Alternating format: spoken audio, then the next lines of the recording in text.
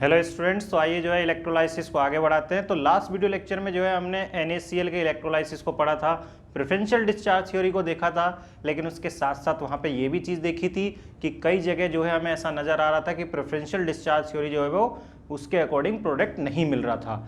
लेकिन इसमें जो है आपके दिमाग में जो है कुछ सवाल आने चाहिए, जैसे क्वेश्चन जब आते हैं तो उससे जो है हमारा सोचने की शक्ति बढ़ती है और उससे जो है इनफैक्ट जो है हमारा कॉन्सेप्ट डेवलप होता है, अच्छे तरीके से डेवलप होता है। तो जैसे अगर मैं सवालों की बात करूं तो आपके दिमाग में ये क्वेश्चन आना चाहिए था कि क्या कोई तरीका है जिससे हम प्रेफरेंशियल डिस्चार्ज थ्योरी को 100% वैलिड करवा लें, या इन अदर वे कि उससे जो आउटकम निकलने वाला है उसको हम जो है ठीक है मेन प्रोडक्ट के रूप में पा सकें, या मेन प्रोडक्ट के रूप में जो है उसको जनरेट कर सकें इलेक्ट्रोलाइसिस में। उसका कोई ऐसा तरीका हो सकता है क्या? तो डेफिनेटली ऐसा हो सकता है। और उसके लिए क्या कॉन्सेप्ट है, वो है ओवर पोटेंशियल का कॉन्सेप्ट। कि कई बार क्या है कि जब हम उस रिएक्शन की काइनेटिक्स को बढ़ाना चाहते हैं जो कॉन्सेंट्रेशन की वजह से कम हो गई है, तो हम पोटेंशियल डिफरेंस बढ़ा देते हैं। तो पोटेंशियल डिफरेंस बढ़ाने से क्या है कि उस रिएक्शन की रेट बढ़ जाती है, और रेट बढ़ने से जो है अल्टीमेटली जो है फिर वो हमारा मेन प्रोडक्ट के रूप में जो है दिखने लगता है। तो इसलिए ध्यान रखिएगा कि जब ओवर पोटेंशियल की बात आती है तो ओवर पोटेंशियल एक ऐसा कॉन्सेप्ट है जिससे हम प्रेफरेंशियल डिस्चार्ज थ्योरी को वैलिड करवा सकते हैं। वैलिड से मेरा मतलब ये है कि कहीं पे भी अगर काइनेटिकली फेवर प्रोडक्ट मिल रहा है कॉन्सेंट्रेशन की वजह से और प्रेफरेंशियल डिस्चार्ज थ्योरी को हम अवॉइड कर रहे हैं उसकी वजह से, तो अगर हमें उसको जो है हटाना है या इन अदर वे कि हमें main product preferential discharge theory के साथ चाहिए, तो हमें ध्यान रखना है कि हमें जो है क्या करना होगा, ओवर पोटेंशियल का यूज करना होगा। ठीक है, ये कौन बात जो है आपको याद रहेगी। अब देखिए इसके साथ साथ एक चीज बहुत इंपॉर्टेंट है, और वो ये कि आपके दिमाग में एक क्वेश्चन ये भी आना चाहिए कि जो एक्सटर्नल पोटेंशियल डिफरेंस हम सप्लाई कर रहे हैं उसके चेंज करने से क्या कोई फर्क पड़ सकता है? तो डेफिनेटली उनके चेंज करने से भी फर्क पड़ सकता है, जिसको मैं थोड़ा बहुत डिस्कस भी करूंगा यहाँ पे। ठीक है, तो आइए जो है इसमें अपने अगले एग्जाम्पल की तरफ बढ़ते हैं हम। और अगला जो हमारा इलेक्ट्रोलाइसिस का एग्जाम्पल है वो है सल्फ्यूरिक एसिड का इलेक्ट्रोलाइसिस। तो हम लिखते हैं इलेक्ट्रोलाइसिस ऑफ सल्फ्यूरिक एसिड, और इसमें भी उसी तरीके के केसेस हम फॉर्म करेंगे। तो electrolysis of highly concentrated sulphuric acid H2SO4। और यहाँ पे ये चीज़ आप लिख सकते हो कि ये जो है इनर्ट इलेक्ट्रोड का यूज करके करवाया जा रहा है। अब देखिए इनर्ट इलेक्ट्रोड का जो है यूज नेसेसरी भी है, क्योंकि हम नहीं चाहते कि वो जो है रिएक्शन का हिस्सा बने। अब सिमिलर तरीका है कि हाईली कॉन्सेंट्रेटेड है, मतलब कि एक्वस सॉल्यूशन ही है, और एक्वस सॉल्यूशन से जब हम डील करेंगे तो वाटर का जो ऑक्सीडेशन रिडक्शन है वो हमेशा हमको लिखना पड़ेगा, क्योंकि वो हमेशा कॉम्पीट करेगा किससे, हमारे सबस्टांस के ऑक्सीडेशन से। अब देखिए यहाँ पे जो है जब हम बात करेंगे तो हम लिखेंगे पॉसिबल रिएक्शन एट एनोड, जो कि हर बार हम करते हैं, पीछे भी आपने देखा होगा हमने इसी तरीके से इनको सॉल्व किया था। तो possible reaction at anode, then after हम लिखेंगे इधर पॉसिबल रिएक्शन एट कैथोड, और फिर हम देखेंगे कि क्या होना चाहिए और क्या नहीं होना चाहिए। तो हाईली कॉन्सेंट्रेटेड का मतलब आप जो है समझ ले, जैसे 10 m है, 5 m है, 20 m है, इस तरीके की कॉन्सेंट्रेटेड, इस तरीके की अगर कॉन्सेंट्रेशन है तो मतलब कि वो हाईली कॉन्सेंट्रेटेड सॉल्यूशन है। अब देखिए पॉसिबल रिएक्शन एट एनोड में एक चीज तो हम लिख सकते हैं साफ साफ कि यहाँ पे ऑक्सीडेशन होगा किसका, वाटर का, एक रिएक्शन जो इससे एसोसिएटेड है, और वाटर के ऑक्सीडेशन की एक्सप्रेशन आपको याद है कि H2O जो है कन्वर्ट होगा किसमें, O2 में। ठीक है, हाफ O2 में plus twice H plus ion plus twice electron. और इस पर्टिकुलर एक्सप्रेशन के लिए जो रिडक्शन पोटेंशियल स्टैंडर्ड वो कितना है, 1.23 वोल्ट। ठीक है, लिखते हैं हम रिडक्शन, ये भले ही ऑक्सीडेशन हो रहा हो। अब देखिए दूसरी तरफ जो है जब हम बात करते हैं कि जो हमारा ओरिजिनल सबस्टांस है उसके साथ एनायन कौन सा इन्वॉल्व है, सल्फेट आयन। तो सल्फेट आयन का अगर ऑक्सीडेशन होगा तो देखिए उससे जो है हमें क्या मिलेगा, तो सल्फेट आयन के ऑक्सीडेशन से हमें मिलता है H2O8 2- प्लस ट्वाइज इलेक्ट्रॉन। ये पर्टिकुलर एक्सप्रेशन है जिसमें सल्फेट आयन ऑक्सीडाइज होता है, और इसका जो स्टैंडर्ड रिडक्शन पोटेंशियल है वो अराउंड होता है 2.05 वोल्ट। अब इसके साथ साथ जब यहाँ पे देखेंगे सेकंड एक्सप्रेशन में, ठीक है, तो सेकंड एक्सप्रेशन में पहला जो सबस्टांस रिडक्शन में जा सकता है वो है वाटर, और वाटर का रिडक्शन होगा तो हमें पता है कि वाटर जो है रिड्यूस होकर कन्वर्ट होता है किसमें, H2 गैस में, और प्लस OH माइनस में। इसका रिडक्शन पोटेंशियल हमें पता है कितना होता है, -0.83 वोल्ट। और वहीं जो है सेकंड जो हमारा रिडक्शन की एक्सप्रेशन है वो यहाँ पे जो है हमें पता है कि अगर H2SO4 है तो डेफिनेटली इसके पास क्या होगा, H+ आयन होगा। और H+ आयन का अगर रिडक्शन होगा तो H+ आयन इलेक्ट्रॉन लेके कन्वर्ट होगा किस में, H2 गैस में। और इसका जो है स्टैंडर्ड रिडक्शन पोटेंशियल लिखना बहुत आसान है, क्योंकि ये जो है कितना होता है, 0.0 वोल्ट। अब देखिए इन एक्सप्रेशंस में जो कि पॉसिबल एक्सप्रेशन है किस पे, कैथोड और एनोड पे, ठीक है। अब देखिए कैथोड पे जो है हमें क्लियर कट बात नजर आ रही है कि यहाँ पे दोनों का आउटकम सेम है, यहाँ पे भी H2 गैस है, यहाँ पे भी H2 गैस है। तो इसमें जो ऐसा लग रहा होगा कि यार यहाँ पे तो कुछ सोचने की आवश्यकता नहीं है, हमें प्रोडक्ट क्लियर कट पता चल गया कि hydrogen gas as a product जो है यहाँ पे मिलने वाला है। लेकिन जो है इसमें सोचने वाली बात ये है कि कई बार हमसे ये पूछ लिया जाएगा कि चलो H2 तो मिला लेकिन किससे मिला, ये भी पता होना चाहिए, ठीक है। तो आइए उस पर डिस्कशन कर लेते हैं। अब हम हाईली कॉन्सेंट्रेटेड सॉल्यूशन से डील कर रहे हैं। अब एनोड पे प्रेफरेंशियल डिस्चार्ज थ्योरी लगाते हैं तो प्रेफरेंशियल डिस्चार्ज थ्योरी ये कहती है कि उसका ऑक्सीडेशन होगा जिसका कम होगा, क्योंकि यहाँ दिया रिडक्शन है, हो ऑक्सीडेशन रहा है। तो हमें जब इस ऑक्सीडेशन में कन्वर्ट करेंगे तो जिसका ऑक्सीडेशन पोटेंशियल होगा उसका ऑक्सीडेशन होगा। तो डेफिनेटली रिडक्शन दिया तो उसके लिए हम क्या बोलते हैं कि जिसका कम होगा उसका होगा, क्योंकि डेफिनेटली जिसका रिडक्शन पोटेंशियल कम होगा उसका ऑक्सीडेशन पोटेंशियल ज्यादा होगा। तो इसलिए जो है क्लियर कर देखिए कि दोनों में किसका कम है, इसका मतलब ये प्रोसेस होनी चाहिए थी। लेकिन हम इसके साथ साथ क्या बोल रहे हैं कि बहुत ज्यादा कॉन्सेंट्रेटेड है, पोटेंशियल में तो बहुत ज्यादा डिफरेंस दिख रहा है यहाँ पे, लेकिन इसके साथ साथ कॉन्सेंट्रेशन में भी डिफरेंस है। और कॉन्सेंट्रेशन के डिफरेंस की वजह से काइनेटिकली जो है इस पर्टिकुलर प्रोडक्ट का फॉर्मेशन होगा। अब यहां पे पीछे वालों से थोड़ा सा अंतर है। अंतर क्या है, तो अंतर यह है कि पीछे हमने क्या बोला था कि काइनेटिकली ये डोमिनेंट हो गया था। काइनेटिकली मतलब ये वाला जो ऐसे तरीके से Cl- वाला केस हमने देखा था कि Cl- जो है वो काइनेटिकली डोमिनेंट हो चुका था। लेकिन हम जो है उसके साथ साथ एक चीज जो है ध्यान में जरूर रखेंगे कि जब भी हम ऐसा बोलते हैं तो इसका मतलब कि हम रिलेटिव कॉन्सेंट्रेशन या रिलेटिव अमाउंट जो हमें मिल रहा है उसके आधार पे बोलते हैं। मतलब ये कि अगर एक बहुत ज़्यादा मिल रहा है दूसरे से तो हम उसको इग्नोर कर देते हैं जो कम मिलता है।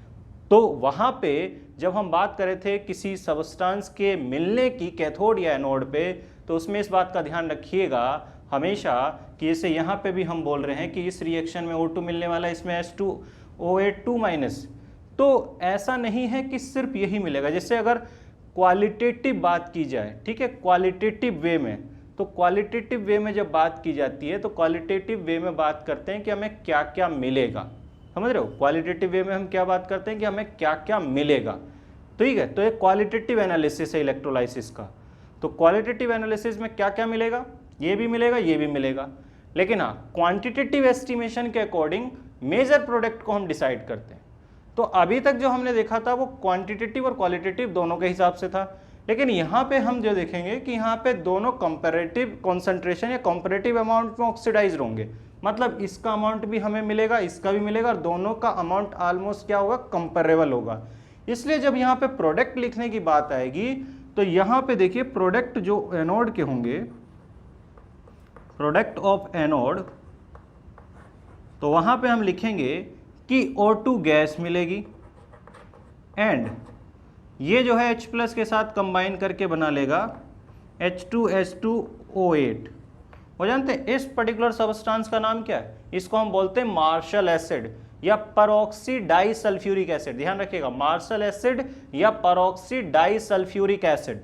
तो यहाँ पे दो प्रोडक्ट मिल रहे हैं, क्योंकि इसलिए मिल रहे हैं क्योंकि यहाँ पे इन दोनों की कॉन्सेंट्रेशन कंपेरेबल आ रही है, और कंपेरेबल आने की वजह से जो है हम इन्हें दोनों को लिखना पड़ रहा है। अब देखिए यहाँ पे आते हैं कैथोड पे। तो कैथोड में चाहे ये हो चाहे ये हो, ठीक है, आउटकम तो सेम है। लेकिन हाँ, आउटकम सेम है, लेकिन अगर हमें ये बताना है कि रिएक्शन कौन सी होगी, तो रिडक्शन में हमें पता है कि जिसका रिडक्शन पोटेंशियल ज्यादा होगा वही होगा, तो उसके हिसाब से भी ये डोमिनेंट आ रहा है, कॉन्सेंट्रेशन के हिसाब से भी ये डोमिनेंट आ रहा है। इसका मतलब यहाँ तो क्लियर कट है कि यार कुछ भी हो, होना यही है, ठीक है। तो यहाँ पे जो है किसका रिडक्शन होगा, H+ आयन का, जो कि किससे में मिल रहा है, एसिड से। इसका मतलब कि यहाँ पे जो है प्रोडक्ट क्या होने वाला है, H2 गैस। क्लियर है, याद रहेगा। अब देखिए ये तो हमने हाईली कॉन्सेंट्रेटेड सिचुएशन से डील किया, और ये इंडस्ट्रियल प्रोसेस का भी हिस्सा है जिसमें मार्शल एसिड बनाया जाता है। ध्यान रखिएगा ये जो हमने लिखा हुआ है। अब जो है अगर हम जनरल कॉन्सेंट्रेटेड या डाइल्यूटेड सॉल्यूशन की बात करें, जैसे नॉर्मल कॉन्सेंट्रेशन है 1 m है, 0.1 है, 0.2 है, इस तरीके की अगर जनरल कॉन्सेंट्रेशन है तो उसमें किस तरीके का बिहेवियर हमें मिलेगा। ठीक है भाई, तो इसमें जो है अगर हम इलेक्ट्रोलाइसिस ऑफ H2SO4 इसमें कॉन्सेंट्रेशन में जनरल कॉन्सेंट्रेशन की बात कर रहे हैं, ठीक है, उसका इलेक्ट्रोलाइसिस कर रहे हैं, तब क्या सिचुएशन आएगी। तो यहाँ पे क्या है कि अब इस सिचुएशन में प्रेफरेंशियल डिस्चार्ज थ्योरी डोमिनेंट हो जाएगी, और प्रेफरेंशियल डिस्चार्ज थ्योरी जब डोमिनेंट होगी तो किसका दोनों में कम है, तो डेफिनेटली इसका कम है। ठीक है, इसको अभी थोड़ी देर के लिए हटा देते हैं क्योंकि इसकी अभी ज़रूरत नहीं है हमें, क्योंकि ये जो है प्रोडक्ट हैं चेंज होने वाले हैं। अब देखिए यहाँ पे जो है जब हम बात करते हैं तो प्रेफरेंशियल डिस्चार्ज थ्योरी से क्लियर कट है कि ये जो है हमारा प्रोडक्ट प्रोवाइड करेगा, तो हम कहेंगे कि एनोड का प्रोडक्ट जो है क्या होने वाला है, तो product of anode is equals to O2 gas.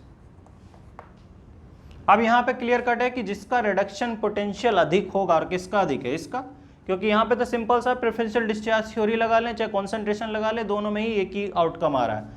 तो यहाँ पे जो है प्रोडक्ट जो होगा, प्रोडक्ट एट कैथोड हमें मिलने वाला है क्या, H2 गैस।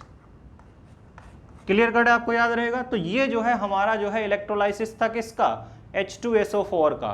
तो याद रहे जब हाईली कॉन्सेंट्रेटेड लेंगे तब क्या होगा, और उसके अलावा जो बाकी जितनी भी सिचुएशंस हैं कॉन्सेंट्रेशन की, उन सब के लिए इसी तरीके से आउटकम्स हमको मिलने वाले हैं। तो ये आपको याद रहना चाहिए। अब इसमें मैंने एक चीज बोली थी कि पोटेंशियल डिफरेंस का रोल, ठीक है, तो पोटेंशियल डिफरेंस का रोल क्या है कि आपको याद भी होगा, समझ में भी आ रहा है। जैसे हमने external potential, let's suppose that कि जैसे 1.3 वोल्ट ले लिया, ठीक है, तो 1.3 वोल्ट जो है वो हम सप्लाई जब कर रहे हैं, तो इसका मतलब क्लियर कट है कि उससे ज़्यादा पोटेंशियल डिफरेंस अगर नहीं दे रहे हैं, तो कोई भी प्रोसेस की अगर डिमांड उससे ज़्यादा की है, किसी भी पर्टिकुलर प्रोसेस की डिमांड इससे ज़्यादा वोल्टेज की है, तो वो तो हो ही नहीं सकती ना। क्लियर कट बात है। तो यहाँ पे भी देखो कि इस पर्टिकुलर प्रोसेस की डिमांड कितनी है, 2.05 वोल्ट। इसका मतलब कि अगर आपने एक्सटर्नल पोटेंशियल को रेस्ट्रिक्ट कर दिया कि यार हमको इससे ज़्यादा देना ही नहीं है, मतलब ये तो होना संभव ही नहीं है। तो कई बार जो है ये भी चीज़ें, लेकिन हाँ इसका एक नुकसान होता है। नुकसान ये होता है कि काइनेटिकली जो है चीज़ें थोड़ी स्लो हो जाती हैं। मान लो अगर आप पोटेंशियल डिफरेंस कम कर दोगे तो रिएक्शन की जो काइनेटिक्स है वो थोड़ी स्लो हो जाएगी। तो आपको ये तो एडवांटेज होगा कि ये नहीं होगा, सिर्फ यही होगा, लेकिन काइनेटिकली जो है थोड़ा रिएक्शन स्लो हो जाएगी। तो इसलिए जो है पोटेंशियल डिफरेंस जितना ज़्यादा होगा, डेफिनेटली जो है उससे हमारा आयंस का मूवमेंट उतना ही ज़्यादा होगा। तो इस चीज़ को आपको ध्यान रखना है कि हमें जो है ये भी फैसिलिटी है कि हम पोटेंशियल डिफरेंस को चेंज करके भी रिएक्शन के प्रोडक्ट को अल्टर कर सकते हैं, लेकिन उसका नुकसान भी याद रखिएगा कि काइनेटिकली जो है वो हमको थोड़ा सा नुकसान भी कर सकता है। अब देखिए ये तो हमारा इलेक्ट्रोलाइसिस था किसका, सल्फ्यूरिक एसिड का। अब जो है हम बात करते हैं इसी में कॉपर सल्फेट के इलेक्ट्रोलाइसिस की।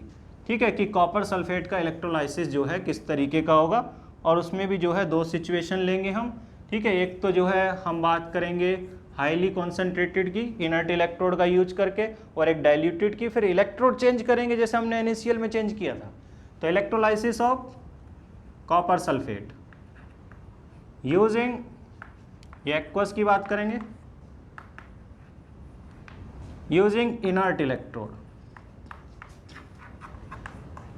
तो इनर्ट इलेक्ट्रोड ले रहे हैं, मतलब इलेक्ट्रोड पार्ट नहीं है। अब देखिए क्या क्या हो सकता है, उस पर हम बात कर लेते हैं कि क्या क्या पॉसिबिलिटी है। एक्वस की बात कर रहे हैं तो एक रिएक्शन तो मैं लिखे रहने देता हूं, क्योंकि उसका जो है हमें ज़रूरत है ही। जब भी एक्वस है इसका मतलब हमें वाटर के साथ डील करना ही है, तो इसका मतलब वाटर को तो मैं लिखे रहने देता हूँ। इसको मैंने इसलिए छोड़ दिया क्योंकि यहाँ पे ये होना ही है, क्योंकि सल्फेट आयन इसके साथ भी एसोसिएटेड है, कॉपर सल्फेट के साथ। लेकिन यहाँ पे देखिए अब जो है कॉपर आयन आ गया, तो कॉपर आयन का जो है रिडक्शन होगा, और कॉपर आयन का रिडक्शन जब होगा तो ये जो है कन्वर्ट होगा किसमें, Cu मेटल में। अब इसका जो रिडक्शन पोटेंशियल स्टैंडर्ड हमको याद भी है, वो होता है 0.34 वोल्ट। अब देखिए इस सिचुएशंस में जब जनरल कॉन्सेंट्रेशन से डील करेंगे तब जो है हमें प्रेफरेंशियल डिस्चार्ज थ्योरी लगानी होगी। प्रेफरेंशियल डिस्चार्ज थ्योरी से आपको क्या दिख रहा है, देखिए ध्यान से, क्लियर कट साफ साफ दिख रहा है कि यहाँ पे जो है इसका जो है क्या होगा, ऑक्सीडेशन। क्यों, क्योंकि इसका पोटेंशियल कम है एनोड पे। अब देखिए ये प्रोडक्ट डिसाइड हो गया कि प्रोडक्ट क्या होने वाला है, इसका O2 होने वाला है। अब देखो कैथोड पे हमें साफ साफ दिख रहा है कि कैथोड पे जो है इन दोनों में जिसका रिडक्शन पोटेंशियल अधिक होगा उसका रिडक्शन होगा, किसका जो है होगा, कॉपर का रिडक्शन होगा। तो इसलिए जो है यहाँ का आउटकम क्या आने वाला है, Cu आने वाला है। तो क्लियर कट है कि हमें जो है दोनों दिख गया कि क्या क्या होने वाला है इसमें। अब देखिए ये सिचुएशन कब की थी, जब हमने जो है किसको डिस्कस किया था, ठीक है, जनरल कॉन्सेंट्रेशन को। अब देखो अगर ये हाईली कॉन्सेंट्रेटेड है कि यहाँ पे हल्का सा एडिशन कर दें, ठीक है, और हम लिख दें हाईली कॉन्सेंट्रेटेड, ठीक है, याद रखिएगा क्योंकि मैंने हल्का सा चेंजेस किया है। अब मैं हाईली कॉन्सेंट्रेटेड सिचुएशन की बात कर रहा हूँ। हाईली कॉन्सेंट्रेटेड सॉल्यूशन का मतलब है कि अब कॉन्सेंट्रेशन अपना रोल प्ले करना स्टार्ट कर देगा, ठीक है, और ऐसी सिचुएशन में जो है फिर ये भी मिलना स्टार्ट हो जाएगा, सिमिलर टू H2SO4। तो यहाँ पे जो है आउटकम में फिर हमें O2 भी मिलेगा और प्लस H2S2O8 मिलेगा, ठीक है। अब ये चीज़ समझने में दिक्कत नहीं आनी चाहिए, यहाँ पे जो है दोनों प्रोसेस में जो आउटकम मिलेंगे उनका जो अमाउंट होगा वो कंपेरेबल होगा, इसलिए हम दोनों को लिख रहे हैं। अब कैथोड में ध्यान रखिएगा कि कैथोड में जो है यहाँ पे क्लियर कट है कि ये तो हो नहीं सकता, चाहे जो है चाहे जो कॉन्सेंट्रेशन कम ले कि ज़्यादा ले, क्योंकि प्रेफरेंशियल के हिसाब से भी कॉन्सेंट्रेशन के हिसाब से भी यही होना है। इसलिए यहाँ पे तो आउटकम फिक्स है क्योंकि इसका रिडक्शन पोटेंशियल भी ज़्यादा है, कॉन्सेंट्रेशन भी ज़्यादा है। तो प्रेफरेंशियल डिस्चार्ज थ्योरी के हिसाब से भी यही आ रहा है, काइनेटिकली जो है फेवर्ड भी यही है, तो अल्टीमेटली प्रोडक्ट क्या आने वाला है, कॉपर ही आने वाला है इसका। तो अब ये चीज़ जो है आपको ध्यान रखना होगा कि इसमें डिफ्रेंशिएट करना बहुत ज़रूरी है, क्योंकि जब क्वेश्चन आता है तो वो जनरल कॉन्सेंट्रेशन के लिए आता है हमेशा, कॉपर सल्फेट के लिए। तो इसलिए जो है इस रिएक्शन का कोई यूज नहीं है, ठीक है। इस रिएक्शन का तभी यूज है जब वो आपको बोले, जब वो आपको इंडिकेट करे कि सल्फेट आयन ऑक्सीडाइज हुआ है या मार्शल एसिड का फॉर्मेशन हुआ है, तभी जो है आपको ऐसा लेना है।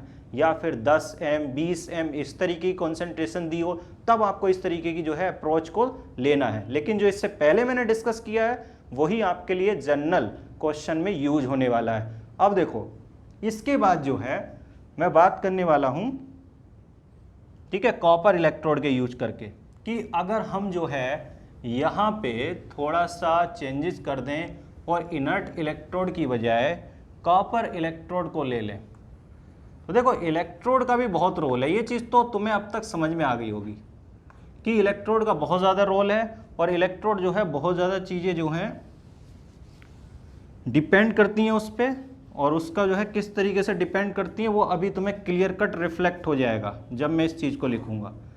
अब देखो यहाँ पे क्या है कि जब हम कॉपर इलेक्ट्रोड को ले रहे हैं तो इसका मतलब कि कॉपर जो है अब रिएक्शन में पार्टिसिपेट कर सकता है। तो अगर वो रिएक्शन में पार्टिसिपेट कर सकता है, क्योंकि हमने दोनों ही इलेक्ट्रोड अगर कॉपर के लिए, एनोड भी और कैथोड भी, तो अगर कॉपर जो एनोड पे प्रेजेंट है अगर उसका ऑक्सीडेशन होगा तो वो जो है कन्वर्ट होगा किस में, Cu2+ ट्वाइस इलेक्ट्रॉन। इसका मतलब क्लियर कट है कि यहाँ पे जो है साफ साफ हमें दिख रहा है कि इसका जो रिडक्शन पोटेंशियल है वो कितना होता है, 0.3 वोल्ट। अब 3 रिएक्शन संभव है। अब देखिए ध्यान दीजिए कि अब जो है कितनी रिएक्शन पॉसिबल है, 3 रिएक्शन। मतलब ये हो सकता है oxidation of water, oxidation of sulphate ion and oxidation of copper metal from anode. अब तीनों में क्लियर कट दिख रहा है कि आपको किसका पोटेंशियल जो है वो सबसे कम है, किसका है, इसका कम है। तो डेफिनेटली अगर इसका कम है तो आउटकम किसके हिसाब से मिलेगा, इस रिएक्शन के हिसाब से। तो प्रोडक्ट जो है डेफिनेटली एनोड का अब क्या हो जाएगा, प्रोडक्ट जो है हो जाएगा हमारा, ठीक है, कॉपर आयन, और ये एक्वस फॉर्म में होगा। मतलब ये कुछ आपको मिलेगा नहीं, ये मेटल जो है एनोड से डिसॉल्व होगी और किस में पास हो जाएगी, सॉल्यूशन में हो जाएगी। इस बात का ध्यान रखिएगा, ठीक है। अब देखिए यहाँ पे जो है सोचने की जरूरत नहीं है, क्योंकि दोनों में जिसका रिडक्शन पोटेंशियल अधिक है उसके अकॉर्डिंग आउटकम आएगा। तो रिडक्शन पोटेंशियल किसका अधिक है, इसका। तो इसका मतलब प्रोडक्ट जो है क्या होगा, तो यहाँ पे प्रोडक्ट जो है हमारा क्या हो जाएगा, कॉपर मेटल। अब इसको देख के बहुत जो है हमको शानदार जो है कॉन्सेप्ट याद आ जाएगा, और मेटलर्जी जब पढ़ोगे तो मेटलर्जी में इसी कॉन्सेप्ट का यूज होता है। देखो यहाँ पे हमने एनोड कॉपर का बनाया, वो जो है सॉल्यूशन में डिसॉल्व हुआ आयन बनके, इधर वही आयन क्या हो गया, रिड्यूस हो गया और प्योर मेटल बना दिया। तो ये जो कॉन्सेप्ट है ये इलेक्ट्रो रिफाइनिंग में यूज होता है कि अगर हमें किसी मेटल को प्योरीफाई करना है तो हम उस मेटल का क्या बनाते हैं, एनोड बनाते हैं। मतलब यहाँ यहाँ कॉपर जो है उसका इम्प्योर मेटल का एनोड बनाएंगे, और वो जो मेटल है यहाँ से ऑक्सीडाइज होकर सॉल्यूशन में पास होती रहेगी और यहाँ से जो है रिड्यूस होके कैथोड पे डिपॉजिट होती रहेगी। तो ये पर्टिकुलर कॉन्सेप्ट है। और उसमें क्या कि जो इम्प्योरिटीज़ हैं वो एनोड के जस्ट नीचे कलेक्ट हो जाती हैं, जिसको मेटलर्जी में जब पढ़ोगे तो बोलते हैं हम एनोड मड। उसके लिए एक वर्ड यूज करते हैं एनोड मड। ठीक है भाई, तो यहाँ पे इम्प्योर मेटल यूज करेंगे एनोड पे, और यहाँ पे कैथोड पे हम यूज करेंगे किसको, प्योर मेटल को, जब हमें इलेक्ट्रोड के रूप में लेना होगा। तो इलेक्ट्रो रिफाइनिंग, हालांकि मैं उस पर थोड़ा सा डिस्कशन करूंगा अभी, ठीक है, जब हम इसको कंप्लीट करेंगे, ठीक है। लेकिन इसमें जो है आपको ध्यान रखना है कि इसी तरीके से प्रोसेस होती है कि अगर हमें किसी को प्योरीफाई करना है तो प्योरीफाई करने के लिए इम्प्योर मेटल का हम एनोड बनाएंगे, वो इसी तरीके से सॉल्यूशन में डिसॉल्व होके जाएगा, आयन में कन्वर्ट होगा, ठीक है। और इधर जो है अगर हम बात करेंगे तो वही आयन जो है रिड्यूस होके उसी पर्टिकुलर मेटल पे प्योर फॉर्म में डिपॉजिट हो जाएगा। तो इसी प्रोसेस को इलेक्ट्रो रिफाइनिंग बोलते हैं। और जो इसमें इम्प्योर सबस्टेंस होते हैं वो एनोड के नीचे जमा हो जाते हैं, जिसको हम बोलते हैं एनोड मड। ये जो मैंने लिखा है क्लियर है। अब देखो, ये तो हमारा जो है इलेक्ट्रोलाइसिस था किसका, कॉपर सल्फेट का।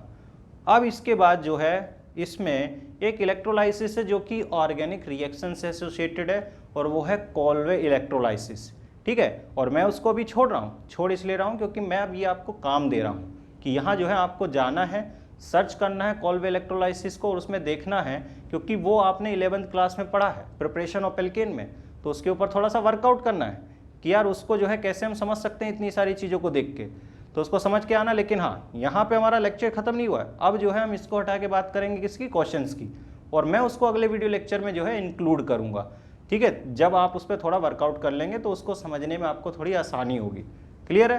तो अब जो है हम इसको हटाते हैं और बात करते हैं किसकी, क्वेश्चंस की। तो आइए जो है इस पर्टिकुलर क्वेश्चन को सॉल्व करके देख लेते हैं कि इस पर्टिकुलर क्वेश्चन में जो है हमें क्या क्या चीज़ें जो है दी हुई है और क्या क्या हमें फाइंड आउट करना है। अब देखिए, जैसे इसमें आप पढ़ेंगे तो हमें जो है दिया हुआ है कि हमें कॉपर सल्फेट के सॉल्यूशन का इलेक्ट्रोलाइसिस करवाना है, करंट दिया हुआ है, ड्यूरेशन दिया हुआ है, ठीक है, उसकी जो है इनिशियल कॉन्सेंट्रेशन और वॉल्यूम भी दिया हुआ है, और अल्टीमेटली हमसे पूछा गया है कि जब इलेक्ट्रोलाइसिस कंप्लीट हो जाएगा तो कंप्लीट होने के बाद जो है आयंस जो बचेंगे, मतलब जितने भी आयंस होंगे, वो उन आयंस का कॉन्सेंट्रेशन हमें निकालना है। अब देखिए, यहाँ पे इस पर्टिकुलर क्वेश्चन में जो है अगर हम बात करेंगे तो सबसे पहले हम ये फाइंड आउट कर लेते हैं कि हमने कितना चार्ज जो है इसी के इलेक्ट्रोलाइसिस में यूटिलाइज किया है, तो चार्ज को निकाल लेते हैं। तो सॉल्यूशन में जो है सबसे पहले हम चीज़ यही लिख लेते हैं, क्योंकि उसको लिखने से जो है हमारा बहुत ज़्यादा क्वेश्चंस जो है सॉल्व हो जाएगा, मतलब एक पर्टिकुलर जो है कॉन्सेप्ट उससे डेवलप हो जाएगा। अब देखिए, चार्ज यूटिलाइज्ड या यूज्ड इन इलेक्ट्रोलाइसिस, तो इसको जब लिखेंगे तो हमें आई पता है, आई कितना है 0.965, ड्यूरेशन पता है कितना 200 सेकेंड, तो इसका मतलब कि इतना कूलम चार्ज है, ठीक है। अब इसको अगर हम फैराडे में कन्वर्ट करेंगे कि नंबर ऑफ फैराडे, तो नंबर ऑफ फैराडे, क्योंकि फैराडे में कन्वर्ट करने से एक बेनिफिट है, क्योंकि मैंने एक टेबल बनाई थी कोरिलेशन की, और उस टेबल से जो है हमें डायरेक्टली पता चल गया था कि जितना फैराडे होगा उतना ही इक्विवेलेंट जो है ऑक्सीडाइज होगा, रिड्यूस होगा।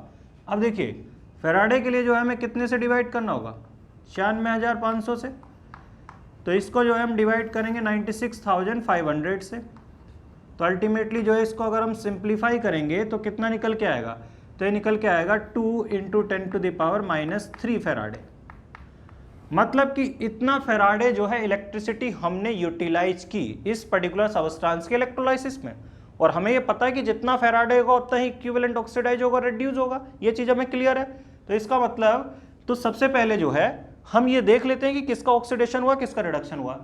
अभी थोड़ी देर पहले मैंने आपको बताया कि जनरल कॉन्सेंट्रेशन अगर हम ले रहे हैं कॉपर सल्फेट की, ठीक है, और उसमें जो है यहाँ पे देखिए इलेक्ट्रोड के बारे में कोई नहीं बताया गया है, तो इलेक्ट्रोड के बारे में जब तक नहीं बताया जाता है तो उस पर्टिकुलर क्वेश्चंस में आपको ये भी ध्यान रखना है कि हमको क्या लेना होगा, इनर्ट इलेक्ट्रोड। ये आपको अप्रोच में बता देता हूँ पहले से कि किसी भी क्वेश्चन में अगर इलेक्ट्रोड मेंशन नहीं है, मतलब ये कि आपको क्या लेना होगा, इनर्ट इलेक्ट्रोड। तो इनर्ट इलेक्ट्रोड की प्रेजेंस में इसको अगर हम इलेक्ट्रोलाइसिस कर रहे हैं जो कि जनरल कॉन्सेंट्रेशन है, तो आउटकम हमने अभी देखा है कि एनोड पे जो है, एट एनोड, तो एनोड पे जो है ऑक्सीडेशन होगा किसका, वाटर का, और वाटर का ऑक्सीडेशन का मतलब है कि H2O जो है कन्वर्ट होगा किसमें, O2 में, plus twice H plus ion plus twice electron.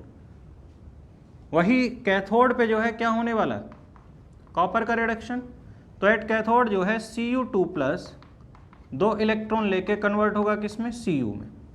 इसका मतलब कि यहां से ये साफ साफ हम ये कह सकते हैं कि इसका कितना इक्विवेलेंट आएगा, उतना इक्विवेलेंट, मतलब इसका कितना इक्विवेलेंट जो है रिड्यूस होने वाला, सॉरी ऑक्सीडाइज होने वाला है। तो कितना इक्विवेलेंट इसका ऑक्सीडाइज होने वाला है, जितना फेराडे हमने दिया है। इसका कितना इक्विवेलेंट रिड्यूस होने वाला है, जितना फेराडे हमने दिया है। तो number of equivalent of H2O oxidised is equals to 2 into 10⁻³ और यहाँ पे हम लिख सकते हैं number of equivalent of copper ion reduced is equals to 2 into 10⁻³ clear है। अब देखो यहाँ से हमको बहुत सारी चीज़ें पता चल जाती है, पता ये चल जाती हैं कि यहाँ पे क्लियर कट है कि इसके इलेक्ट्रोलाइसिस से एक आयन का फॉर्मेशन हो रहा है और वो आयन क्या है, H प्लस आयन। तो क्लियर कट है कि जितना इक्विवेलेंट इसका होगा उतना ही इक्विवेलेंट इसका होगा, क्योंकि दोनों ही रेडॉक्स का हिस्सा है। तो H प्लस के कितने इक्विवेलेंट बनेंगे, तो number of equivalent of H plus form वो जाएगा 2 इंटू 10⁻³ अब इक्विवेलेंट इतना है तो H प्लस के ऊपर तो एक ही पॉजिटिव चार्ज होता है, तो उसका एन फैक्टर तो 1 होगा, तो उसके मोल भी कितने होंगे, तो number of moles of H plus form is equals to 2 into 10⁻³ clear है। अब देखिए वॉल्यूम में कोई चेंजेस नहीं आया, क्योंकि यहां पे एक स्टेटमेंट लिखा गया है assuming no change in volume during electrolysis. अब देखिए पहला आयन जो H प्लस आयन हमें दिख रहा है, उस पर्टिकुलर आयन का हमें मोल मिल गया सॉल्यूशन में कि इतना मोल है। अगर उसका इतना मोल है तो उसकी कॉन्सेंट्रेशन हमें फाइंड आउट करनी है कि कॉन्सेंट्रेशन क्या होने वाली है। ठीक है, तो कॉन्सेंट्रेशन निकाल लेते हैं, तो concentration of H plus ion निकाल लेते हैं। तो H प्लस आयन की मोलरिटी जो है बराबर हो जाएगी मोल जो कि हमें दिया हुआ है, और volume of solution in litre जो कि हमें पता है, और इसको अगर अल्टीमेटली सिंप्लीफाई करेंगे तो 0.04 m। तो पहला आयन का कॉन्सेंट्रेशन यहाँ से आपको मिल गया कि H प्लस आयन की कॉन्सेंट्रेशन कितनी होने वाली है, 0.04 m।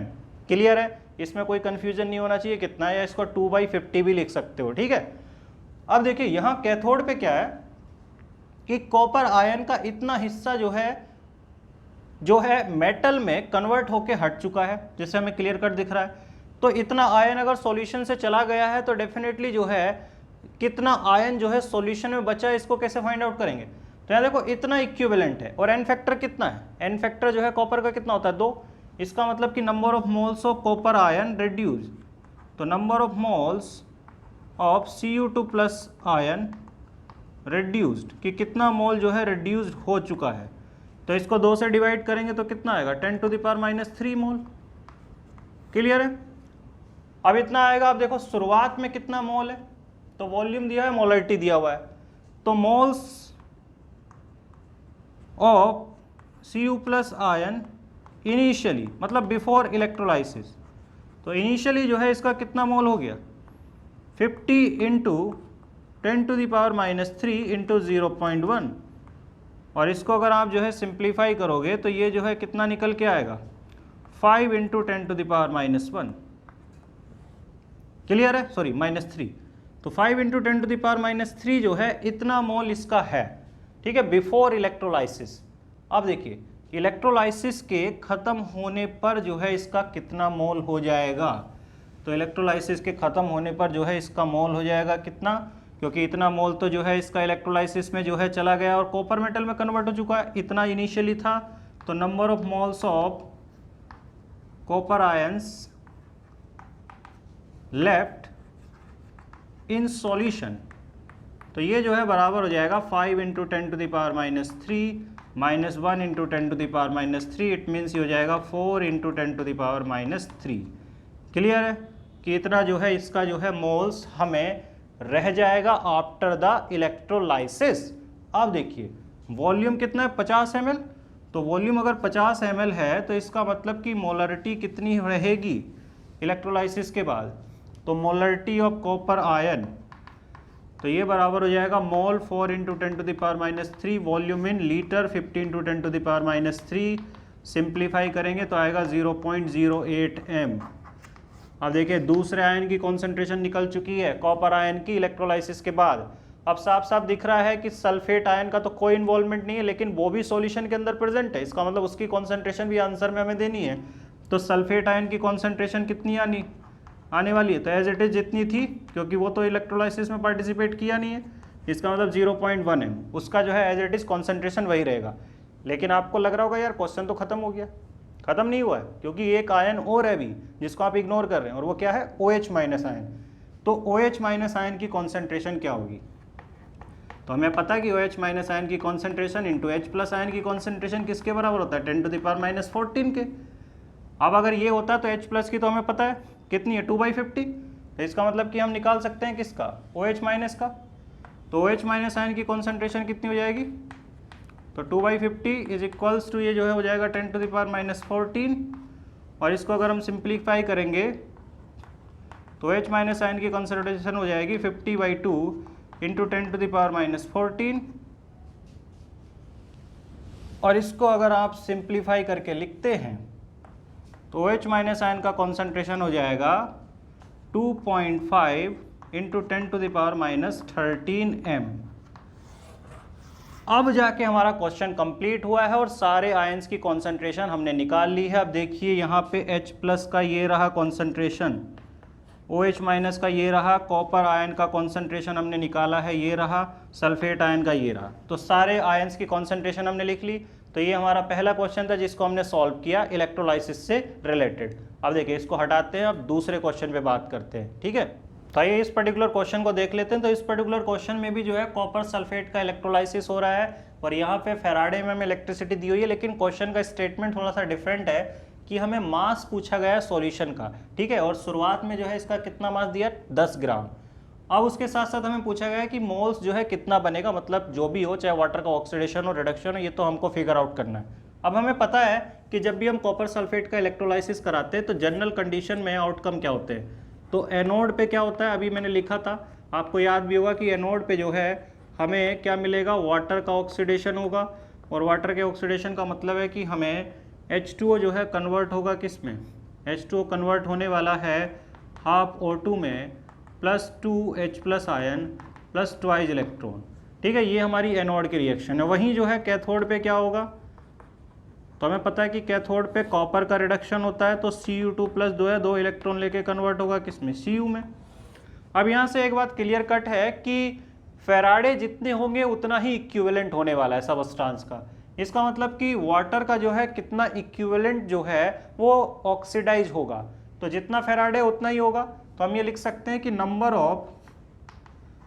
Of equivalent of H2O oxidised.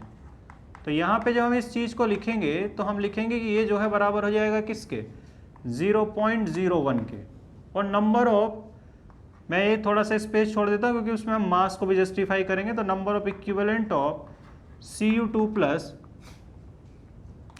Reduced, तो इसको भी जब हम लिखेंगे तो ये जो है कितना आएगा 0.01।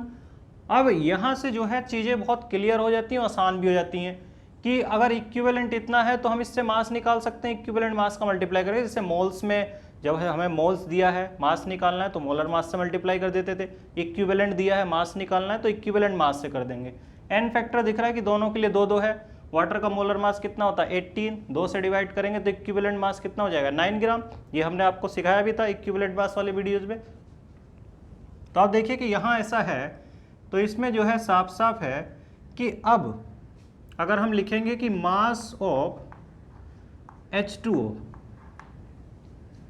ठीक है, ऑक्सीडाइज्ड, तो मास ऑफ H2O ऑक्सीडाइज जो है बराबर हो जाएगा किसके 18 इंटू 0.01 के। लेकिन हाँ, इसमें जो है इस पर्टिकुलर कॉन्सेप्ट में एक चीज़ जो हमें बहुत ध्यान रखनी होती है, क्योंकि यहाँ से आगे जो है मिस्टेक लगभग सब करते हैं। वो इसलिए क्योंकि H2O का पूरा मास सॉल्यूशन से नहीं बाहर जा रहा है, सिर्फ कितना मास जो है बाहर जा रहा है, जो ऑक्सीजन के रूप में। इसका मतलब कि ऑक्सीजन वाला मास ही जो है सॉल्यूशन से गायब हुआ, क्योंकि H+ वाला मास तो जो है सॉल्यूशन के अंदर ही रहेगा। ठीक है, तो मास जो है O2 का कितना जो है इवेपोरेट होगा, सॉरी लिबरेट होगा, वो हमारे लिए इंपॉर्टेंट है। तो मास ऑफ O2 फॉर्म, ठीक है, तो मास ऑफ O2 लिबरेटेड लिखेंगे in fact.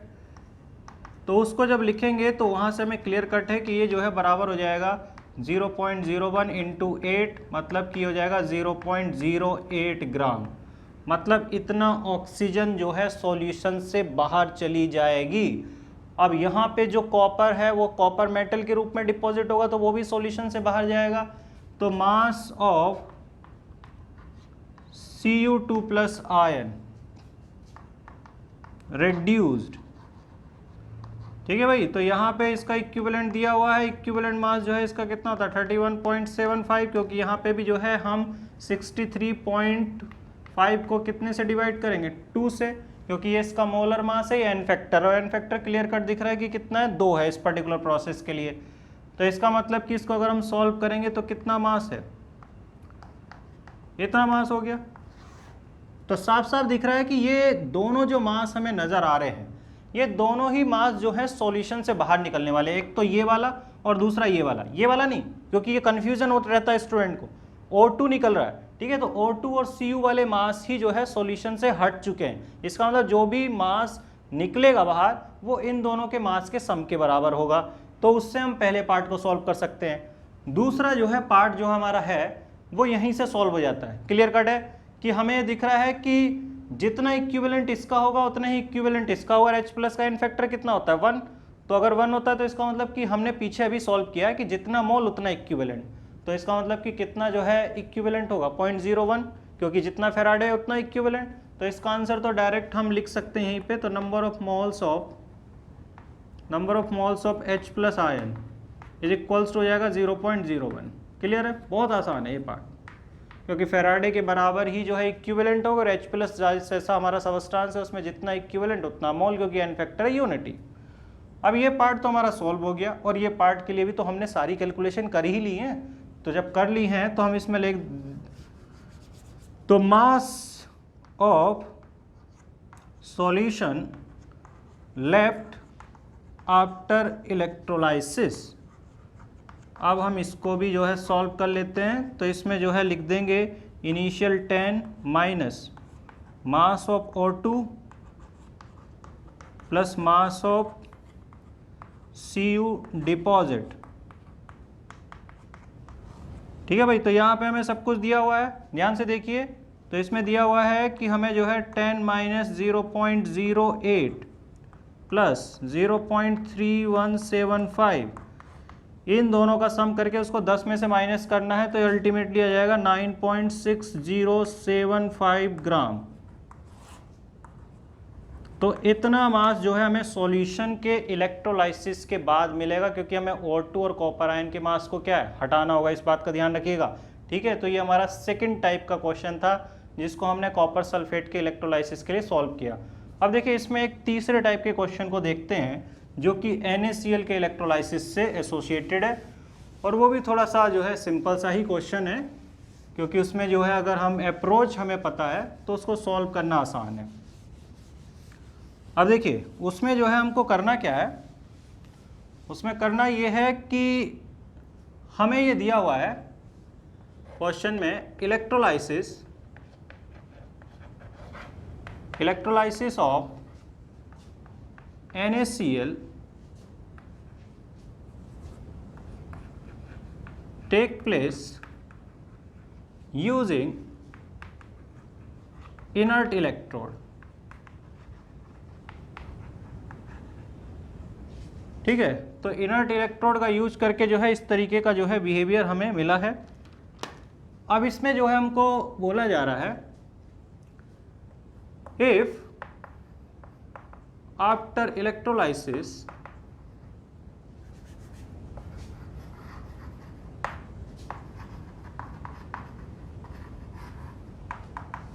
it is found that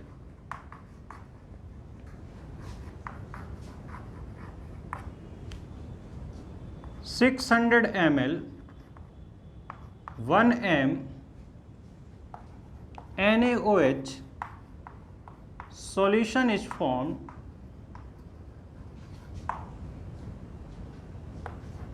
and 31.75 gram of copper is deposited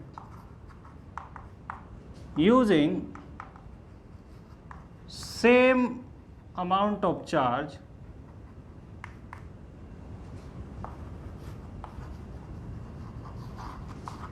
used in above electrolysis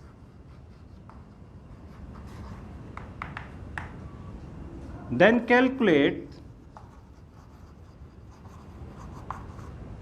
percentage efficiency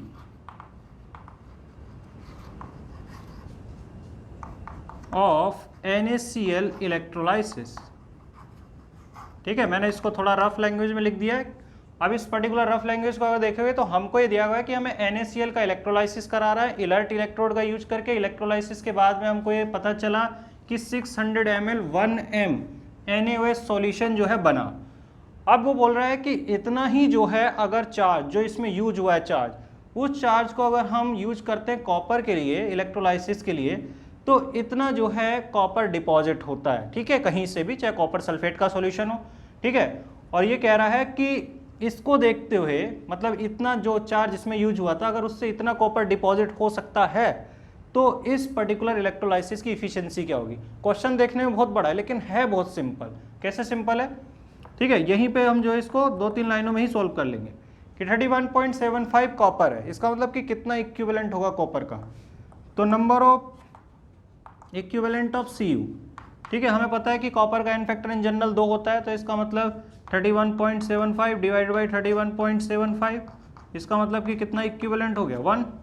तो अगर इक्विवेलेंट 1 हो गया तो चार्ज कितना यूटिलाइज होगा 1, क्योंकि जितना इक्विवेलेंट उतना ही। तो number of faraday of charge, तो number of faraday charge used in electrolysis, तो ये जो है बराबर हो जाएगा किसके 1 फैराडे के। अब देखिए ये तो इंफॉर्मेशन हमने लिख ली। अब इसका देखिए ध्यान से कि यहां से जो है कितना जो है OH माइनस आयन का मोल जो है फॉर्म हुआ इलेक्ट्रोलाइसिस में, क्योंकि NaOH जो बना है इसमें OH माइनस आयन किससे आया होगा इलेक्ट्रोलाइसिस से। ध्यान कीजिए हमने जो है NaCl के इलेक्ट्रोलाइसिस में ये बात बताई थी कि ब्राइन सॉल्यूशन का जब इलेक्ट्रोलाइसिस करते हैं, कॉस्टिक सोडा का प्रिपरेशन करते हैं, तो OH माइनस आयन जो है वो एज ए इलेक्ट्रोलाइसिस फॉर्म होता है जिसमें जो है वाटर का रिडक्शन होने की वजह से OH माइनस आयन बनता है। OH माइनस आयन के ऊपर चार्ज कितना होता है यूनिटी, इसका मतलब जितना इसका मोल उतना इसका इक्विवेलेंट। तो यहाँ पे पहले तो मोल लिख लेते हैं, यहीं पे लिख लेते हैं, तो moles of OH minus ion ये बराबर हो जाएगा वॉल्यूम इन लीटर 0.6 इंटू 1, इसका मतलब कि 0.6 मोल है। अब इतना मोल है तो इक्विवेलेंट कितना होगा, तो number of equivalent of OH minus ion, तो ये हो जाएगा 0.6। क्लियर कट है, इसको ध्यान से देखिए बहुत आसान है। अब 0.6 इक्विवेलेंट है, इसका मतलब कि इतने को बनाने के लिए कितना चार्ज चाहिए होगा 0.6 फैराडे, क्योंकि क्लियर कट है कि जितना इक्विवेलेंट उतना ही फैराडे। अगर 100% इफिशिएंसी है तो 0.6 इक्विवेलेंट को बनाने के लिए 0.6 फैराडे चाहिए था। लेकिन दूसरे पार्ट से क्लियर कट है कि हमने दिया कितना है 1 फैराडे दिया है। ठीक है, तो साफ साफ है कि 1 फैराडे दिया था लेकिन 0.6 इक्विवेलेंट ही फॉर्म हुआ है, तो इफिशिएंसी कितनी होगी। तो इसका मतलब हम ये कह सकते हैं कि इस पर्टिकुलर पार्ट के लिए परसेंटेज इफिशिएंसी जो आएगी वो बराबर हो जाएगी for electrolysis of NaCl it is equals to 0.6, जो कि यहाँ पे हमें दिख रहा है divided by 1 into 100, it means ये हो जाएगा 60%। क्लियर है, तो साफ साफ हमें दिख रहा है कि 60% इफिशियंसी होने वाली है, क्योंकि जितना इक्विवेलेंट होगा उतना ही फेराडे चाहिए होगा इफेक्टिवली बनाने के लिए, लेकिन हमने कितना दिया 1 फेराडे, क्योंकि ये हमें सेकंड से जस्टिफाई हो रहा है। अब देखिए ये तो हमने इस पर्टिकुलर सेक्शन में कुछ क्वेश्चंस को सॉल्व किया, लेकिन यहाँ पे चीज़ें खत्म नहीं होगी। अगले वीडियो लेक्चर में हम कुछ और सवालों की बात करेंगे, कॉलवे इलेक्ट्रोलाइसिस को ऐड करेंगे, ठीक है। तो ये जो है लेक्चर यहीं पे समाप्त करते हैं। आगे के जो है इन्फॉर्मेशंस जो है हम अगले लेक्चर्स में डिस्कस करेंगे।